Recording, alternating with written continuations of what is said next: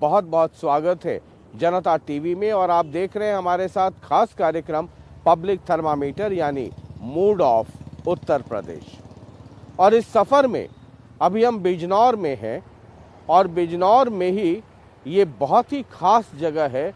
ये विदुर कुटीर कहा जाता है, महात्मा विदुर का कुटीर।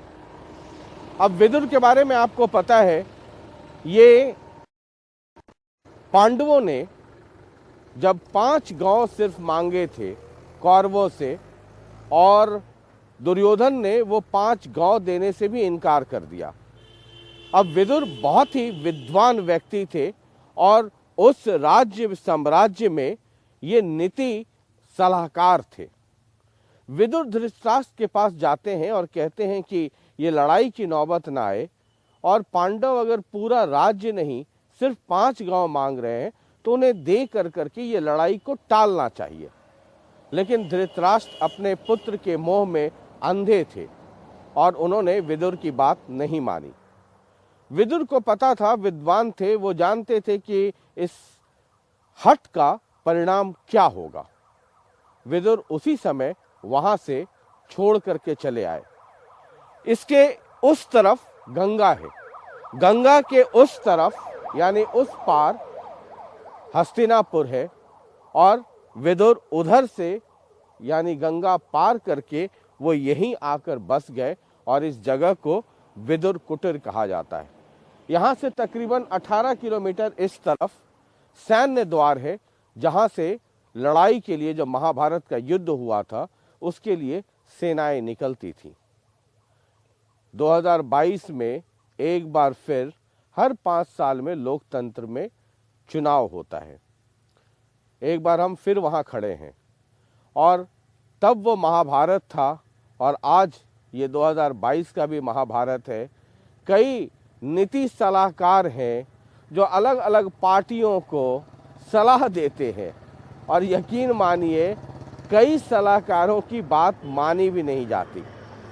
और अब जो सलाह देने वाले लोग हैं, जो पॉलिटिकल पार्टीज को, जो आज के विदुर हैं, वो बताते हैं कि धर्म के नाम पर गोलबंदी वोटों की कैसे हो सकती है, जातीय गोलबंदी कैसे हो सकती है, किससे गठबंधन किया जाए कि 2 जात एक साथ आ सकते हैं।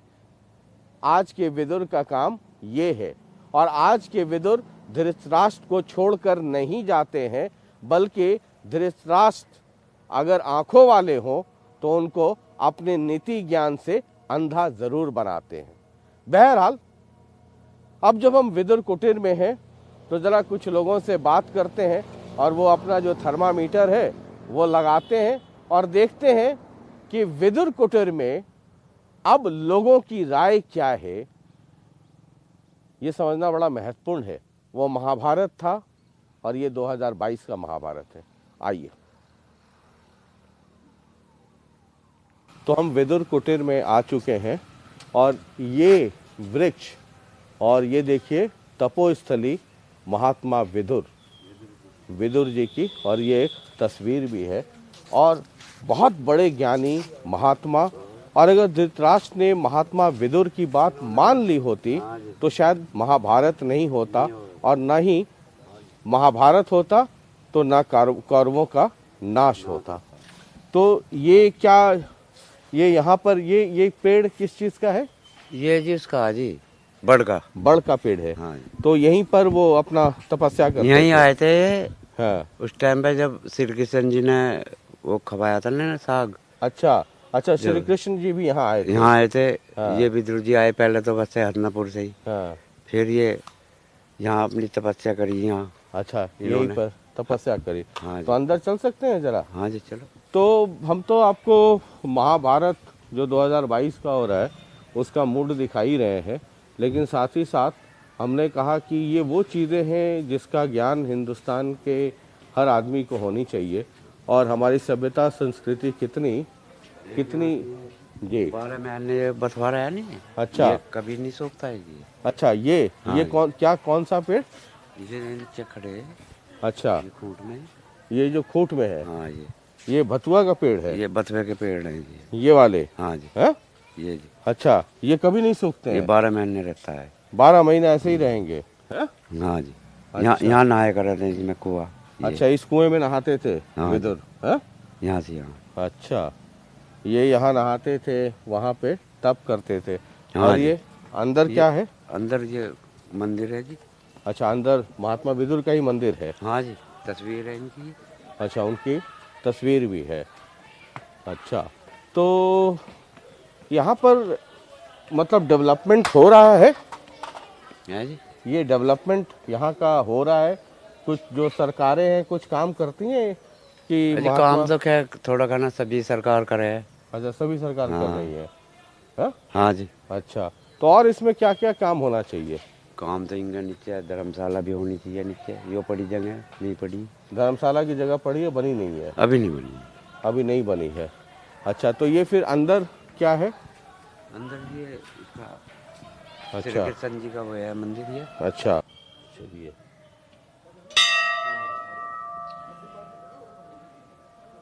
तो ये जो है, जय श्री कृष्ण,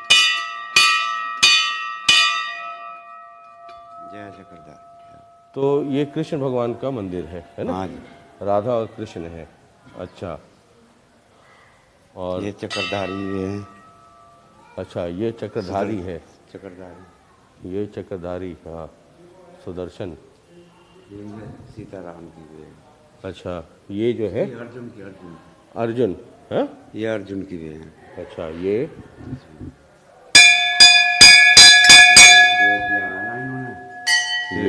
अर्जुन ने अच्छा, अर्जुन को उपदेश देते हुए भगवान श्री कृष्ण। भगवान श्री कृष्ण। हाँ जी। अच्छा, ठीक, ठीक है।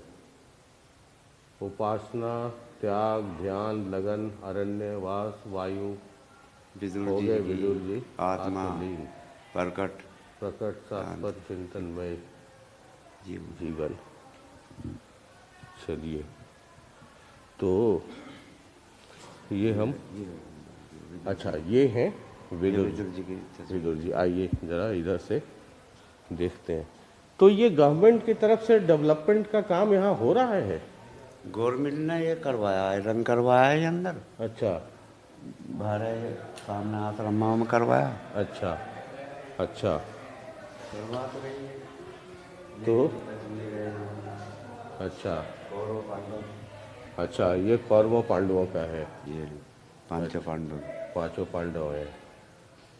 अच्छा, ये फिर ये बालक जी, अच्छा, अच्छा, ये देखिए ऊपर लिखा भी है, दुर्योधन के जन्म के समय अपशगुन विदुर जी ने देखे, धृतराष्ट्र को बताया, वह और उनके ऐसे जन्म के वचन पूरे कहे, जिस कुल में ऐसे सूत जन्मे वह नाश अवश्य हो जाता है। विदुर जी के लिए ऐसे कपूत को तज देना यह नीति धर्म वचन कहे वहाँ बतलाता नाश है। होता जाता है, जहाँ धर्म हो वहाँ बल होता है। जी, तो ये देखिए विदुर जी ने दुर्योधन के जन्म के समय ही ये बता दिया था। और ये एक तस्वीर और है, ये देखिए, ये महात्मा विदुर की तस्वीर है, मूर्ति है। और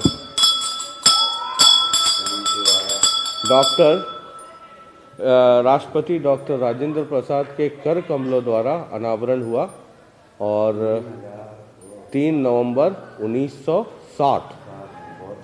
बहुत पुरानी मूर्ति है। तो ये विदुर जी, और ये सब अलग अलग दृश्य हैं महाभारत के। और कर रहे थे ये जब चौसर खेला जा रहा था, गुरु जी का ये तब का वो दिखाया है। और इसी में वो सब फसाद हुआ था। और ये दुशासन जब द्रौपदी का चीर हरण, ये देखिए, ये चीर हरण का भी दृश्य इस पे है। हमने कहा कि जब ये पब्लिक थर्मामीटर है और मूड ऑफ उत्तर प्रदेश जब आपको दिखा रहे हैं, तो ये महाभारत की धरती है। और इससे भी ये देखिए, इससे भी सीख लेनी चाहिए। पश्चात युद्ध के जब यीशु महिलाओं की करने रक्षा, वालाए पास विदुर जी के पास यीशु ने प्रशंसा। तो जब ये महाभारत की लड़ाई शुरू हुई तो विदुर जी ने उस परिवार के महिलाओं को, बच्चों को यहाँ पर शरण दिया। तो ये महात्मा विदुर की धरती है।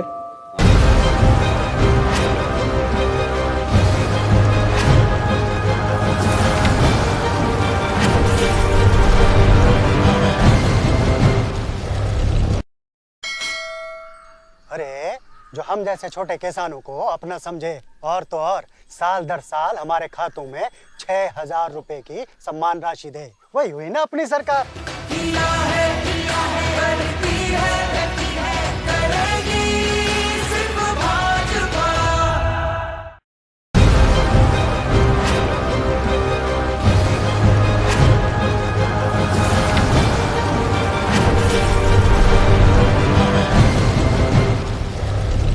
और अब जरा थर्मामीटर लगाते हैं, आइए। अच्छा, ये तो महात्मा विदुर की धरती है, जी है ना? एक तब महाभारत हुआ था और लोकतंत्र में हर 5 साल में महाभारत होता रहता है। तो अभी यूपी का महाभारत अभी चल रहा है। तो क्या लगता है आपको कि 10 मार्च को क्या होगा? या कई सारी पॉलिटिकल पार्टीज हैं, बीजेपी भी है, अखिलेश जी का गठबंधन है, बहन मायावती जी हैं, प्रियंका जी हैं, ओवैसी जी हैं। तो आने वाले समय में अगली सरकार किसकी बेहतर मानते हैं आप? मोदी जी की बेहतर लग रही है अभी तो। अच्छा, क्यों? लेकिन इन्होंने मुख्यमंत्री साहब योगी जी ने कुछ काम जो है गलत करे हैं। एक दो काम ऐसा है जो इनका गलत है। जैसे कि ये गाय बछड़े वगैरह गांव से छुड़वाए हैं। अब इनके लिए बेचारे को रात भर ठंड में और धूप में ऐसे ही अब बिना इन्हें गोद पानी मिले ऐसे अपना गुजारा कर रहे हैं। तो ये काम तो हमें तो गलत लग रहा। इससे किसान को भी जो है घाटा हुआ है। जो हमारी गाय या बछड़ा जो बिकता था पहले, अब वो फ्री में छोड़ना पड़ रहा है हमको। तो वो दिक्कत है। हाँ, ये हमें तो नुकसान लग रहा है। वैसे सरकार मोदी जी की अच्छी है, लेकिन योगी जी के कुछ काम ठीक नहीं है। ठीक नहीं है। तो आप योगी जी को मोदी जी के नाम पे वोट देंगे? जी हाँ, हाँ? सरकार को देंगे, बीजेपी को देंगे, योगी जी को नहीं। योगी जी को नहीं देंगे? जी नहीं। ठीक है। आपको क्या लगता है सर? देखिए, वैसे तो जो सरकार ने सबसे बड़ा काम जो किया है इस समय क्षेत्र में, यूपी में सबसे बड़ा मुद्दा जो है सुरक्षा का था। जब आदमी को सुरक्षा मिलेगी, उसका रोजगार भी होगा, उसकी शिक्षा भी होगी और उसका विकास भी होगा। तो सरकार ने पहला काम जो किया है वो सुरक्षा सेक्टर बहुत ही बेहतरीन किया है, जो पिछली कई सरकारों में नहीं हो पाया था। आज आप कहीं भी किसी भी समय जा सकते हैं। आपकी बहू बेटी किसी भी समय कहीं भी जा सकती है, पढ़ भी सकती है, हर तरीके से घूम फिर सकती है। लेकिन सपा के राज में हर क्षेत्र में, हर गली में गुंडे निकल आए थे। गरीबों से लूट मार, खसोट, इधर जानवरों को पकड़ ट्रैक्टर ट्राली में भर काटना, ये हो गया था। अच्छा, दूसरा जो भाई साहब ने कहा कि हमें गाय बछड़े छोड़ने से दिक्कत हुई योगी जी के, तो उसमें साफ सीधा यह है कि गाय बछड़े योगी जी के तो है नहीं, वो लोकल स्तर पे नहीं, लोगों के ही हैं। इन्होंने जब तक उनका यूज करा, जब तक उन्होंने दूध दिया, इन्होंने अपने पास रखा, और जब वो इनके किसी काम के नहीं रहे तो उन्होंने सड़कों पे छोड़ दिया। लेकिन उसके लिए भी योगी जी ने योजनाएं दी हुई हैं। योगी जी की कई योजनाएं हैं, उनके पालने के लिए हर महीने 1100 रुपए देती है योगी सरकार। उसमें कुछ लोगों ने आवेदन भी किया है और वो स्वीकृत भी हुए हैं। लेकिन कुछ लोगों को इस योजना को नहीं पता है, तो वो लाभ भी नहीं ले पाए। बाकी कुल मिला के ये है कि सरकार के सारे कामों में सुरक्षा का जो मुद्दा है वो बहुत ही बढ़िया था, और सुरक्षा के मामले में सरकार को ही वोट जाएगा।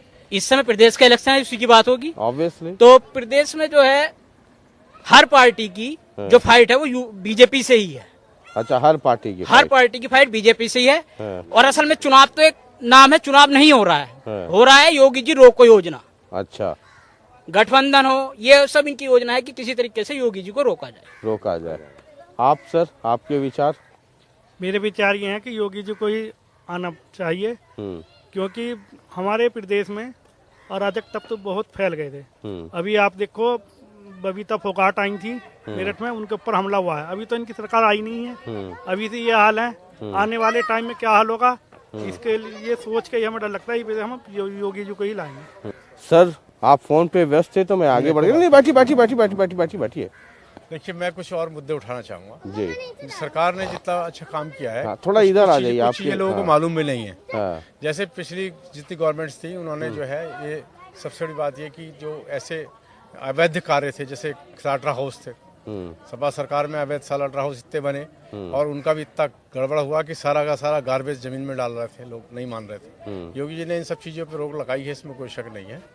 और दूसरी बात ये कि गायों का जो संरक्षण है, उसके लिए गवर्नमेंट की गौशालाएं बनी है। 86 मोड़ है हमारे इस क्षेत्र में पड़ता है, वहाँ गवर्नमेंट की गौशाला है, वहाँ 900 गाय हैं और उसमें एक स्कीम है उनकी कि आप जो है एक किसान को 4 गाय दे सकते हैं, वहाँ चला जाए, अपनी गाय छांट ले, अपने घर ले आए और उसे 900 रुपये प्रति माह, 3600 रुपये प्रति माह उसे जब मिलता रहेगा। शर्त ये रहेगी कि उसे जो है वो गाय उसको जो है पालनी पड़ेगी ढंग से और उसको छोड़ना नहीं है, उसके अपने साथ रखना जब तक वो जीवित रहेगी। बहुत सारी स्कीम्स ऐसी हैं, बहुत अच्छी चीज़ें गवर्नमेंट ने की है। और जहाँ तक फाइट का हिसाब है, बीजेपी वर्सेस सब कुछ है और मेरे हिसाब से तो गवर्नमेंट बीजेपी की आनी है। वो बात दूसरी है कि पास हो जाए, चाहे 3rd डिवीजन पास तो होंगे ही होंगे। अच्छा, 3rd डिवीजन से हो लेकिन पास जरूर होंगे। वो 300 वाला, हाँ वो बात अलग है, वो वाला हिसाब मैं उसको किताब नहीं मानता, है। लेकिन यहाँ 202 से ऊपर जाए आगे। हाँ, हमारा 202 के ऊपर हो जाएगा। अरे 202, 200, 200, मैं ये नहीं कहता। 203 भी आ जाए तो एक इस समय पास होना जरूरी है, डिवीजन जरूरी नहीं है। मतलब पास होने पे ही आजकल अभी हाँ बस अब तो जंग जारी है, यही जंग जारी है। ये मायावती और कांग्रेस की क्या देखते हैं आप? बड़े प्रियंका गांधी बड़ा एक्टिव हुई। देखिए, ऐसा है कि ये जो मतलब इलेक्शन है, ये प्रदेश का इलेक्शन है। हाँ। और प्रदेश में जो छोटी पार्टियां होती हैं, उनका थोड़ा सा वर्चस्व रहता ही रहता है। हाँ। वो बहुत दिनों से इंतजार कर रहे थे, इलेक्शन होगा 22 में, इलेक्शन होगा, तो कुछ ना कुछ टटर तो करनी है। हाँ। और जहाँ तक प्रियंका का सवाल है, उनका तो बड़ा साफ ही होगा और कांग्रेस तो खत्म है ऑलमोस्ट। मायावती जी तो थोड़ा वोट दलित वर्ग में उनका अपना हाथ है और काफी काम भी उन्होंने पहले किए थे, लेकिन कुछ काम ऐसे रहे जो लोगों को नहीं पसंद आए तो हट गई। अब ये अखिलेश का जो गठबंधन हुआ है जयंत के साथ, या अलग अलग उधर राजभर के साथ, अलग अलग छोटी छोटी पार्टियों से हुआ है, गठबंधन ये इतना जबरदस्त तरीके से काम नहीं कर पाएगा। अच्छा। क्योंकि जो मुद्दे हैं प्रदेश के वो बहुत जबरदस्त हैं। एक तो हिंदू वर्सेस मुस्लिम, ये बहुत बड़ा जबरदस्त मुद्दा है। कहीं कहीं जाके आपस में क्लैश हो रहा है गठबंधन, वो आपस में हराने को तैयार है। कहीं जाके इसका फायदा सीधे सीधे भाजपा को पड़ जाएगा। तो ये चीजें जो है थोड़ा सा नहीं, वो मुझे नहीं लगता कि ज्यादा इम्पोर्टेंट वो है, जो गठबंधन ज्यादा कम है। जी। आप सर? रवि सूर्य, भक्ति प्रचारक, उत्तर प्रदेश, जनपद बिजनौर जी। मैं कहना चाहूँगा कि मैंने जो देख रहा हूँ, योगी जी ने, मोदी जी ने किया है, मगर मेरे लायक कुछ नहीं किया है। क्यों? क्योंकि मेरे गरीब भाई लोग बहुत परेशान हैं। क्यों परेशान हैं? इस मंदिरों पे, मस्जिदों पे कलर कराने से परेशानी का सोल्यूशन नहीं होता है। गरीब के समाज छत से परेशान हो रहा है। वो बारिश इतनी, मौसम इतना गड़गड़ाहट है, मेरे गरीब भाई इतने परेशान हैं कि उनके लिए कहीं सहारा नहीं है, सहारा नहीं है उन्हें। अच्छा, इनको बोलने दीजिए। श्वेत अधिकार दिया है। हाँ, बोलिए। मैं कहना चाहूँगा, हाँ, बोलने दीजिए ना एक बार इनको, आपकी भी सुन ले। अरे सर, आपकी भी सुन ले, इनकी भी सुन ले। गरीब आदमी इतना परेशान है सर कि मैं उनकी देखता हूँ इस उत्तर प्रदेश में नहीं, मैं अलग जगह जगह पे घूमने के बाद, मायना करने के बाद ये सोचा है कि मोदी जी ने नाम दिया है, सिर्फ किया नहीं है। जो उन्होंने कह दिया वो करके नहीं दिखलाया। कर सकता है यूपी में? मेरा यही कहना है, मेरे अपने लोगों से भी यही कहना है कि बहन जी का शासन आएगा तो सत्ता सत्र होगी। अच्छा। और ये सत्य होगी तो हमारा समाज बढ़ता चला जाएगा, तरक्की पे तरक्की मिलती चली जाएंगी, गरीब लोगों को सहारा मिल जाएगा। एक राजनीति नेता में, एक नेता के साथ चलने का सहारा क्या सहारा होता है? सहारा ये होता है कि हर एक गरीब को रोजगार दिया जाए, उसकी समस्या का सोल्यूशन किया जाए। लगता है कि बहन मायावती ये कर सकती है? उत्तर प्रदेश में कर सकती है। मैं दावा करता हूँ इस 100% में से 98% का मैं दावा करता हूँ कि बहन कुमारी मायावती के शासन में कोई भी भ्रष्टाचार मैंने नहीं देखा, दुराचार मैंने नहीं देखा, गरीब आदमी परेशान होता मैंने नहीं देखा इन आंखों से। तो यही आपको ये लगता है कि बहन मायावती जी बेहतर रहेंगी? जी, मेरा ये 100% का वादा, 98% में कहता हूँ कि बहन कुमारी माया जी आ गई तो जरूर इस देश, उत्तर प्रदेश को ऐसा बना देंगी वे। ठीक। धन्यवाद। रवि सूर्य नाम है मेरा। ठीक। आप बाबूजी कुछ, आपको क्या लगता है? उत्तर प्रदेश के लिए अगली सरकार बेहतर किसकी होगी? योगी जी की होगी जी। योगी जी की होगी। हाँ जी हाँ जी, मतलब कहने का ये है हाँ कि जब से मोदी जी की सरकार आई है, योगी जी की सरकार आई है, हाँ इस सरकार के अंदर हिस्सा है भी सरकार कोई आई नहीं। हाँ और रही बात यो गरीबी अमीरी की, गरीबी अमीरी को तो अपने आप भी संभाल सकता आदमी, थोड़ी मेहनत करे तो नहीं। और रही पशु छोड़ने की बात, हम भी किसान हैं छोटे मोटे, ये सब कुछ कहानी लखनऊ तक पहुंची, यूपी तक। उन्होंने आदेश करा, ये पशु छोड़ने जब शुरू करे लोगों ने तो नुकसान पहुंचा, हमें भी नुकसान पहुंच रहा। लेकिन ये क्यों छुटा पशु? जब वहाँ तक आवाज पहुंची कि जी ये मोमडन लोग जो हैं ये गौ कसी करते हैं, पशु काटते हैं, तो उन्होंने मजबूरन आदेश करा। तो अब दुख लग रहा, तो लगेगा जब नुकसान है। तो चारा रखो ना, चारा रखना चाहिए, कायदा तो ये है। जब पशु रखो तो चारा रखो, नहीं तो क्या फायदा पशु पालने से। ये दूध पी तो ये अलग अलग लोगों की राय है। और इधर कुछ यंग फीमेल्स हैं। तो आप लोग सब टूरिस्ट हैं या मतलब यूपी? टूरिस्ट ही है। और यूपी से हैं या बाहर से? यूपी कहाँ से? बिजनौर से। ओके, तो यही डिस्ट्रिक्ट तो यही हो गया। तो आपको क्या लगता है, एक तो ये महात्मा विदुर की धरती है, हाँ जी, आपको पता है ना विदुर के बारे में हिस्ट्री? थोड़ा बहुत। ये धृतराष्ट्र को बताने गए थे कि पांडव 5 गांव मांग रहे, दे दो, लड़ाई झगड़ा मत करो वरना कुल का विनाश हो जाएगा। धृतराष्ट्र ने नहीं माना और उसके बाद विदुर उनको छोड़ करके चले आए। तो ये एडवाइजर थे। आजकल भी बहुत सारे एडवाइजर हैं डिफरेंट पॉलिटिकल पार्टीज में। हाँ, वो तो होते ही हैं। तो आपको क्या लगता है कि यूपी के लिए बेहतर गवर्नमेंट, जो हर 5 साल पे हम एक सरकार चुनते हैं, राइट, तो कौन हो सकता है? मेरे हिसाब से बीजेपी। क्योंकि लड़कियां सेफ महसूस करती हैं बीजेपी की सरकार में। और ऐसा नहीं है, रोजगार भी मिल रहे हैं, बट हाँ थोड़ी महंगाई बढ़ी है उसकी। स्कूटी चलाती हैं? क्या चलाती हैं आप? स्कूटी चलाती। तो आप कितने का पेट्रोल भर जाता है?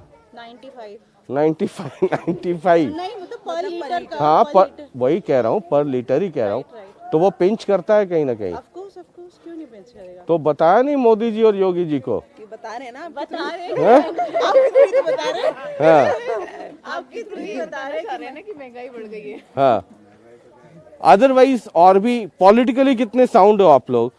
एक अखिलेश का गठबंधन है ना, पता है? हाँ, पता है। अच्छा, दूसरी एक मायावती है, उनकी बीएसपी है। तीसरा एक प्रियंका गांधी है, वो तो लड़कियों के लिए कह रही हैं कि लड़की हो लड़ सकती हो, उनका पंचलाइन भी है इस बार। तो लड़ सकते हैं, लेकिन हर जगह थोड़ी लड़ सकते हैं, अपनी सेफ्टी भी तो होनी चाहिए ना। हाँ, तो कौन बेहतर? बीजेपी बेहतर। हाँ, 2 प्लस पॉइंट की बीजेपी बेहतर क्यों है? एक तो सेफ्टी है, फिर आप लोग कहीं भी जाने के लिए रोड्स वगैरह कितनी अच्छी हो गई हैं। पहले तो कुछ भी नहीं था, कोई फैसिलिटी नहीं थी किसी भी चीज़ की। रेट्स बढ़े हैं, लेकिन महंगाई तो कंट्रोल करनी चाहिए गवर्नमेंट को। हाँ, बीजेपी को थोड़ा काम मतलब महंगाई को लेके तो करना चाहिए, कंट्रोल करना चाहिए। यहाँ से बिलोंग नहीं करता तो।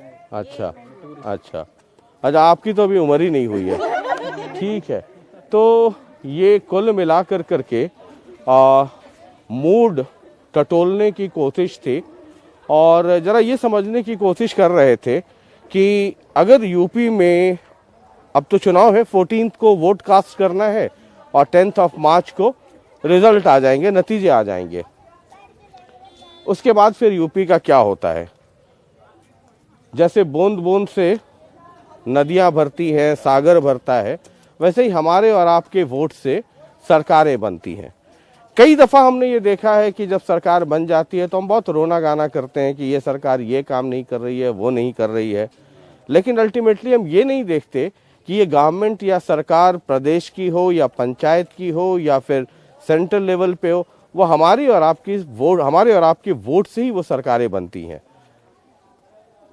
लेकिन अगर आप घूम जाइए और जितने रिएक्शंस देखिए, यहीं पर आपने जितने रिएक्शंस देखा, मैंने नाम नहीं पूछा, टाइटल नहीं पूछा, लेकिन एक चीज जो मुझे यूपी घूमते घूमते या दूसरे राज्यों में भी जहां चुनाव में जब मैं घूमता हूं, तो एक चीज बहुत जबरदस्त खटकती है और वो ये कि जात डेवलपमेंट पर बहुत हावी है।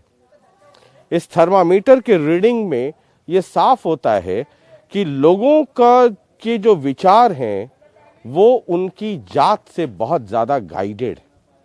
एक सज्जन थे, उनको बीएसपी बहुत बेहतर लग रही थी और बहुत ज़ोर से अपना नाम भी बता रहे थे। बहुत सारे लोग हैं जिनसे मैंने नाम नहीं पूछा, मैंने जात नहीं पूछी, लेकिन अगर आप उसकी भी सैम्पलिंग कर लेंगे तो वो कहीं ना कहीं आपको दिखेगा। पता नहीं हमारी और आपकी ज़िंदगी रहते रहते ये जात और धर्म के ऊपर उठ करके हम कभी वोट कर पाएंगे या नहीं कर पाएंगे, मुझे नहीं पता है। लेकिन जिस दिन वो हो जाएगा उस दिन सही मायने में हिंदुस्तान दुनिया का सबसे बड़ा लोकतंत्र ही नहीं, सबसे भरोसेमंद और सबसे आदर वाला और सबसे विश्वसनीय लोकतंत्र बन जाएगा। बहरहाल हमारा काम तो बस थर्मामीटर लगाना है, टेम्परेचर नोट करना आपका काम है। बाद बाकी देखते हैं 10 मार्च को क्या होता है। बहुत बहुत शुक्रिया, नमस्कार। और यूपी के सफ़र पर हम लगातार बने हुए हैं और आप भी हमारे साथ बने रहिए। शुक्रिया।